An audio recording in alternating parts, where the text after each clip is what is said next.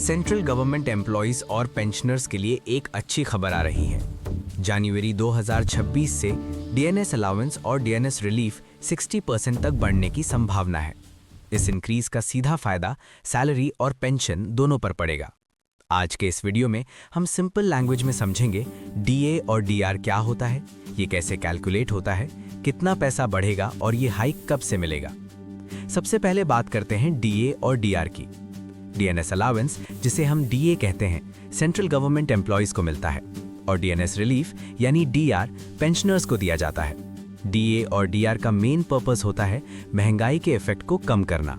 जब मार्केट में चीज़ों के दाम बढ़ते हैं तो गवर्नमेंट डीए और डीआर बढ़ाकर एम्प्लॉयज और पेंशनर्स को थोड़ी राहत देती है। डीए और डीआर का कैलकुलेशन होता है CPI-IW के बेसिस पर। CPI-IW का मतलब होता है consumer price index for industrial workers. ये इंडेक्स महंगाई को मेजर करता है और इसी डेटा के एवरेज से डीए डिसाइड होता है। हर साल डीए 2 बार रिवाइज होता है, एक जनवरी में और दूसरा जुलाई में। लेटेस्ट CPI-IW डेटा के हिसाब से जनवरी 2026 से डीए और डीआर 60% तक पहुंच सकता है।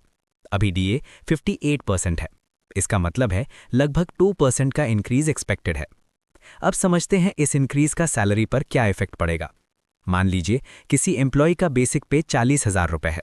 58% डीए पर उसे लगभग 23,200 रुपये डीए मिलता है। लेकिन जब डीए 60% हो जाएगा तो डीए बढ़कर 24,000 रुपीज़ हो जाएगा। इसका मतलब है हर महीने लगभग 800 रुपये का डायरेक्ट फायदा और पूरे साल में लगभग 9,600 रुपये एक्स्ट्रा। इसी तरह पेंशनर्स को भी डीएनएस रिलीफ बढ़ने का सीधा बेनिफिट मिलेगा। अब एक इम्पॉर्टेंट बात समझना जरूरी है।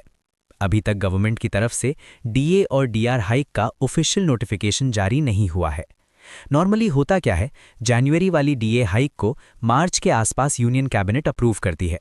अप्रूवल के बाद डीए और डीआर जनवरी 2026 से अप्लाई होते हैं और एरियर्स भी मिलते हैं, यानी पिछले महीनों का पैसा एक साथ मिल सकता है। इस डीए हाइक की इंपॉर्टेंस इसलिए भी ज़्यादा है क्योंकि 8th पे कमीशन जनवरी 2026 से स्टार्ट हो चुका है। जितना ज़्यादा डीए होता है उतना ही ज़्यादा इफेक्ट फ्यूचर सैलरी रिवीजन और फिटमेंट फैक्टर पर पड़ता है। सिंपल शब्दों में कहा जाए तो जनवरी 2026 से डीए और डीआर का 60% होना सेंट्रल गवर्नमेंट एम्प्लॉयज़ और पेंशनर्स दोनों के लिए एक रिलीफ देने वाली अपडेट है।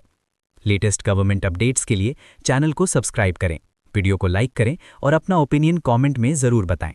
और ज़्यादा जानकारी के लिए हमारे वेबसाइट गवर्ट सर्विस इन्फो पे विजिट करें।